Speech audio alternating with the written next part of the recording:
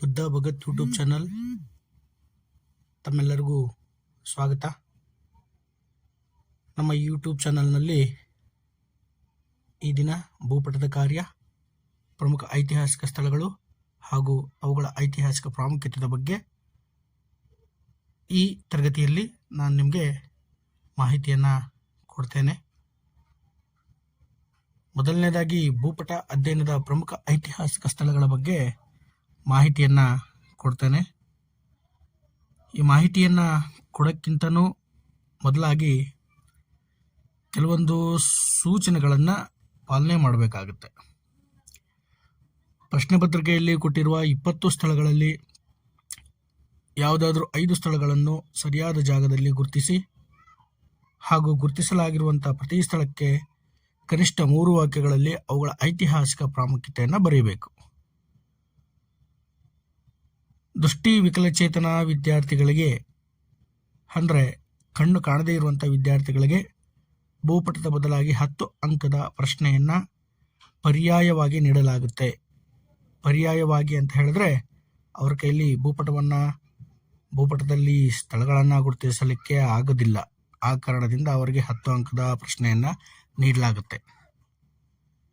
ನಕ್ಷೆಯಲ್ಲಿ ಗುರುತಿಸಲಾಗಿರುವಂತಹ ಸ್ಥಳಗಳು ಈ ಕೆಳಗಂಡಂತೆ ನೀಡಲಾಗಿದೆ. ಒಮ್ಮೆ ಈ ಎಲ್ಲ ಸ್ಥಳಗಳನ್ನು ಒಂದ್ಸಲ ನೋಡ್ಕೊಳ್ಳಿ. ಸ್ಥಳಗಳ ಪ್ರಾಮುಖ್ಯತೆಯನ್ನು ನೋಡೋಣ.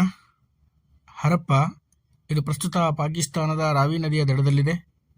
1921ರಲ್ಲಿ ದಯಾರಾಮ್ ಸಹಾನಿ ಅವರು ಇಲ್ಲಿ ಉತ್ಖನನ ನಡೆಸಲಾಯಿತು. ಸಿಂಧೂ ನಾಗರಿಕತೆಯ ಪ್ರಮುಖ ನಿವೇಶನವೂ ಆಗಿದೆ. ಇದು ತಕ್ಷಶಿಲಾ ಇದು ಪ್ರಸ್ತುತ ಪಾಕಿಸ್ತಾನದಲ್ಲಿದೆ. ಇದು ಗಾಂಧಾರ ಪ್ರಾಂತ್ಯದ ರಾಜಧಾನಿಯಾಗಿತ್ತು. ಇದು ಪ್ರಾಚೀನ ಭಾರತದ ಪ್ರಮುಖ ವಿಶ್ವವಿದ್ಯಾಲಯಗಳಲ್ಲಿ ಒಂದು. ಈ ವಿಶ್ವವಿದ್ಯಾಲಯದಲ್ಲಿ ಕೌಟಿಲ್ಯ ಅಧ್ಯಾಪಕರಾಗಿದ್ದರು. ಕೌಟಿಲ್ಯನ ಬಗ್ಗೆ ಮಾಹಿತಿ ನಿಮಗೆ ಗೊತ್ತಿರುತ್ತೆ. ಚಂದ್ರಗುಪ್ತ ಮೌರ್ಯನ ಪ್ರಧಾನಮಂತ್ರಿನೂ ಹೌದು. ಅದೇ ರೀತಿ ಅರ್ಥಶಾಸ್ತ್ರ ಅನ್ನುವಂಥ ಒಂದು ಕೃತಿಯನ್ನು ಬರೆದಿದ್ದ ಒಬ್ಬ ವ್ಯಕ್ತಿನೂ ಸಹ ಹೌದು. ಪಾಟಲಿಪುತ್ರ ಪ್ರಸ್ತುತ ಇದು ಪಾಟ್ನಾ ಎಂದು ಕರೆಯಲಾಗುತ್ತೆ.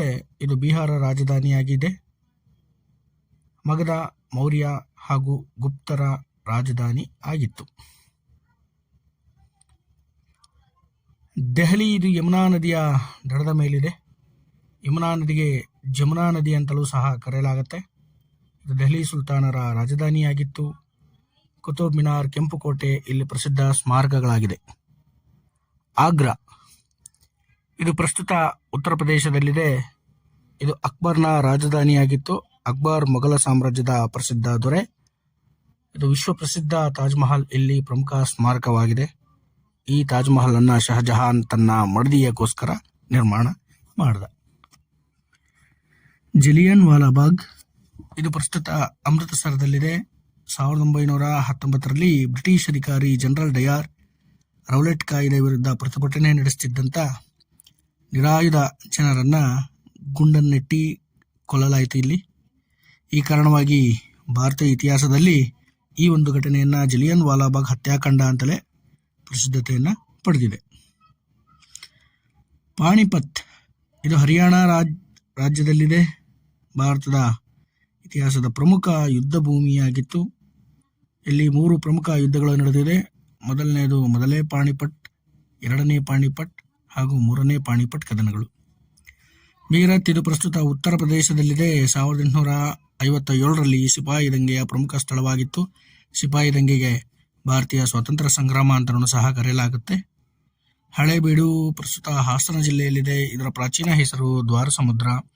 ಇದು ಹೊಯ್ಸಳರ ರಾಜಧಾನಿಯಾಗಿತ್ತು.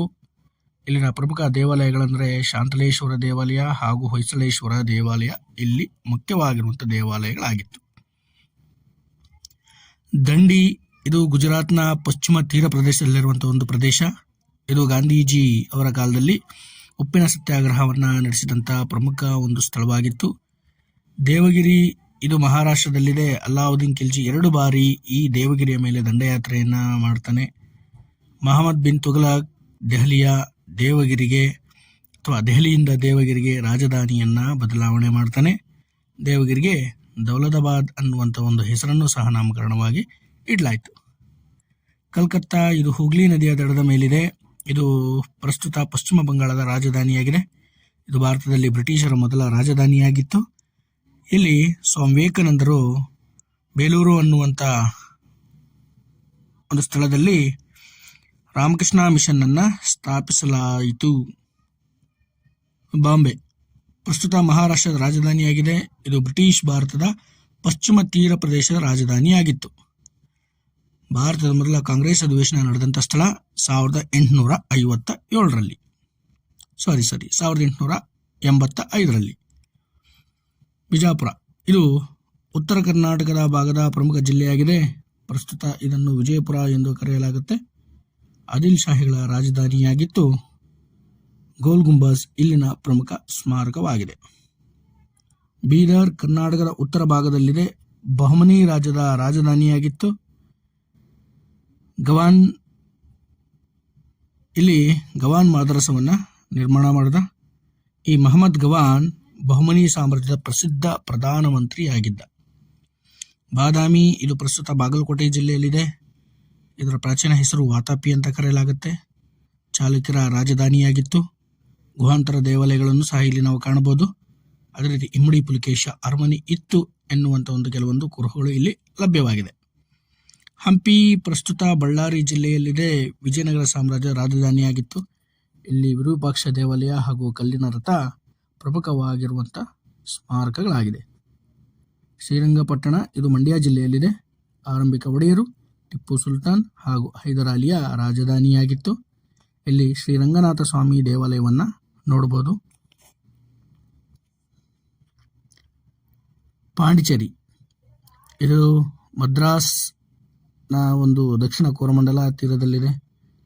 ಇದು ಭಾರತದಲ್ಲಿ ಫ್ರೆಂಚರ ರಾಜಧಾನಿಯಾಗಿತ್ತು. ಕೊನೆಯದಾಗಿ ಕಂಚಿ ಇದು ತಮಿಳುನಾಡಿನ ಮದ್ರಾಸ್ ಬಳಿ ಇದೆ. ಇದು ಪಲ್ಲವರ ರಾಜಧಾನಿಯಾಗಿತ್ತು. ವಿಶ್ವಪ್ರಸಿದ್ಧ ಕಂಚಿ ಕಾಮಾಕ್ಷಿ ದೇವಾಲಯ ಪ್ರಸಿದ್ಧಿ ಪಡೆದಿದೆ. ಅದೇ ರೀತಿ ಕಂಚಿಗೆ ಕಾಂಚೀಪುರಂ ಅಂತಲೂ ಸಹ ಕರೆಯಲಾಗುತ್ತೆ. ಈ ವಿಡಿಯೋವನ್ನು ವೀಕ್ಷಿಸಿದ ಎಲ್ಲರಿಗೂ ಧನ್ಯವಾದಗಳನ್ನು ತಿಳಿಸುತ್ತಾ, ಬುದ್ಧ ಭಗತ್ ಯೂಟ್ಯೂಬ್ ಚಾನಲನ್ನು ನೋಡಿ ಹಾಗೂ ಈ ಒಂದು ವಿಡಿಯೋ ನಿಮ್ಮೆಲ್ಲರಿಗೂ ಅನುಕೂಲ ಆಗಿದೆ ಅಂತ ಬಯಸ್ತೇನೆ. ನಿಮಗೆ ಅನುಕೂಲ ಆಗಿದ್ದೇ ಆದರೆ ಲೈಕ್ ಮಾಡಿ, ಶೇರ್ ಮಾಡಿ ಹಾಗೂ ಸಬ್ಸ್ಕ್ರೈಬ್ ಮಾಡಿ. ಸಬ್ಸ್ಕ್ರೈಬ್ ಮಾಡೋದನ್ನು ಮರಿಬೇಡಿ. ಮತ್ತೊಮ್ಮೆ ಧನ್ಯವಾದಗಳನ್ನು ತಿಳಿಸುತ್ತಾ ಈ ವಿಡಿಯೋವನ್ನು ಮುಕ್ತಾಯಗೊಳಿಸ್ತೇನೆ.